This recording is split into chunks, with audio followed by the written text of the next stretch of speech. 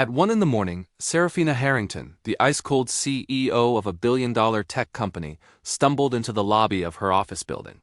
She was swaying, putting on a performance for an unseen audience, pretending to be so drunk she could barely stand. To anyone watching, she looked like another wealthy executive who had partied too hard. From behind his desk, Silas Beaumont, the night security guard, watched her. He was a single father, working the long, quiet hours of the night shift to support his 7-year-old son, Finn. Most people in this gleaming tower of glass and steel treated him like he was part of the furniture, but Silas noticed everything. He'd spent 8 years in a special military response unit before his wife passed away, and it had taught him how to read people, to see the truth behind their masks. As Saraphina stumbled, her act brought her right up against his desk. She pitched forward, and Silas instinctively reached out, catching her arm to steady her. He expected the overwhelming stench of expensive liquor. Instead, he smelled mint toothpaste. He felt the frantic jackhammer pulse in her wrist, a rhythm of pure terror, not intoxication. And then he saw it, a dark, ugly bruise barely hidden by the cuff of her silk blouse. Silas looked her directly in the eye, and in that moment, the entire charade fell apart for him. The truth hit him like a physical blow. She wasn't drunk, she was terrified. This whole performance, this elaborate act of a self-destructive executive, was a desperate attempt to hide, a shield she was holding up because she was running from someone. Saraphina pulled her arm away. The swaying stopped. Her posture straightened instantly, becoming ramrod straight, the powerful CEO back in place. Without a single word, she turned and walked out the door, disappearing into the night. She refused to ask for help because she knew that asking for help could get people killed. For the past month, Saraphina had been living in a waking nightmare.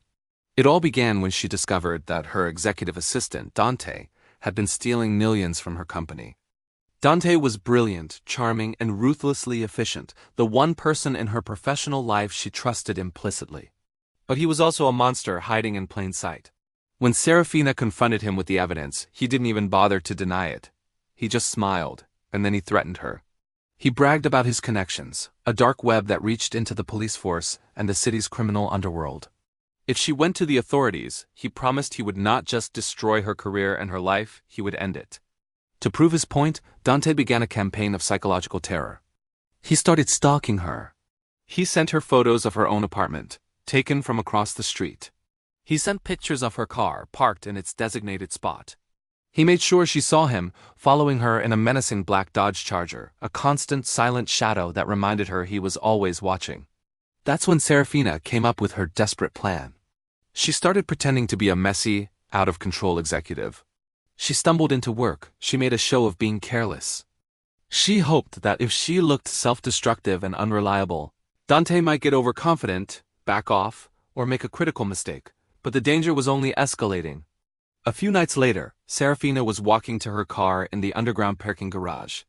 Suddenly, the lights flickered and died, plunging the entire level into absolute darkness. Her heart pounded in her chest. She fumbled for her phone, turning on its flashlight. The narrow beam cut through the black, landing on a figure standing right beside her car. A man waiting for her. She spun around to run and nearly crashed right into Silas.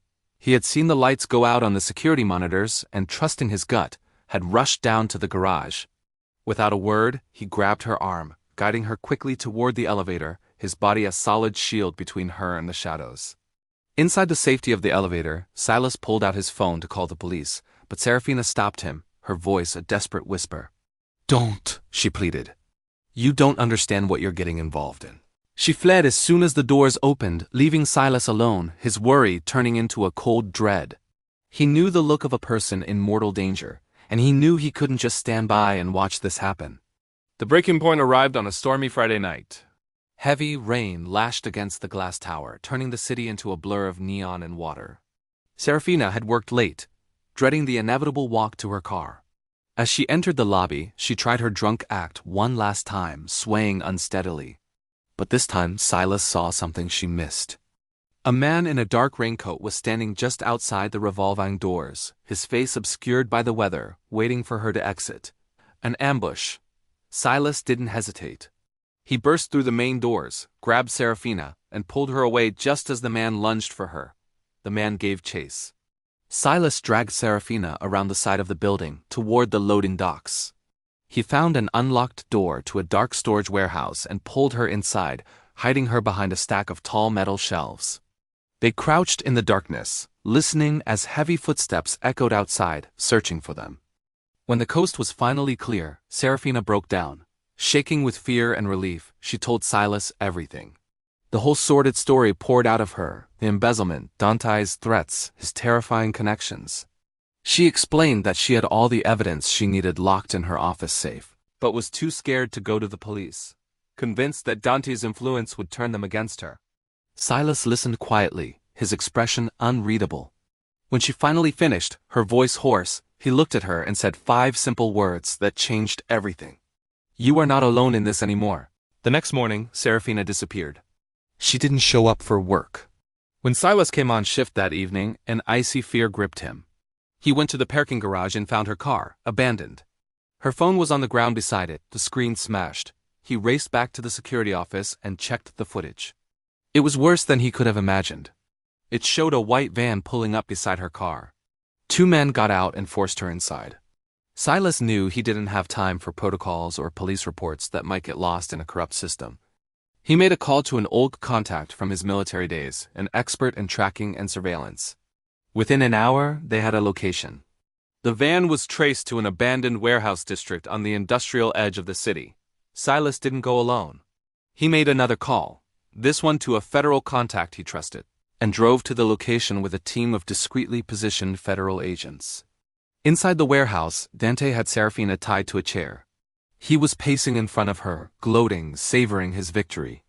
He told her how he was going to kill her, make her disappear, and then vanish with her money. And that's when Silas stepped out of the shadows. Dante laughed when he saw him. He mocked him, calling him a rent-a-cop, an insignificant little security guard. He pulled out a knife, sneering, thinking this would be easy. He was wrong. Silas moved with the speed and lethal precision of a highly trained soldier. He dodged Dante's clumsy attack, twisted his wrist until the knife clattered to the floor, and slammed him face first onto the concrete. It was over in seconds. As the federal agents swarmed the building and secured the scene, Silas went straight to Saraphina. He cut her bonds and gently helped her to her feet. She looked at him, her eyes filled with tears, and whispered a thank you that came from the very bottom of her soul. The aftermath was swift. The evidence from Saraphina's safe, combined with the kidnapping attempt, was more than enough to put Dante away for life. His so-called connections evaporated in the face of an FBI investigation. 2 days later, Saraphina held a press conference. She told the world the truth about the embezzlement and about the man who had saved her life. She publicly thanked Silas Beaumont, the single father, the night security guard who risked everything for a woman he barely knew. The company's board of directors, eager to be part of a good news story, promoted Silas to head of internal security. The new job came with a massive salary increase and a secure future for him and his son. But the story didn't end there. A week later, Saraphina took Silas and Finn to dinner. She watched, a genuine smile on her face, as Finn chattered excitedly about his superhero dad. For the first time in years, the ice-cold CEO looked warm, happy, and truly at peace. She realized that by saving her, Silas hadn't just stopped a killer. He had reminded her that there was still good in the world.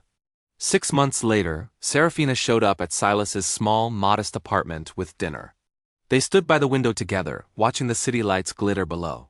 She thanked him again, not just for saving her, but for seeing the truth when she was trying so hard to hide it. Silas just smiled. He told her he just saw someone who needed help. They had started as strangers in a silent lobby, separated by a chasm of wealth and secrets. But through danger and incredible courage, they found a connection that would change both of their lives forever. Thanks for watching.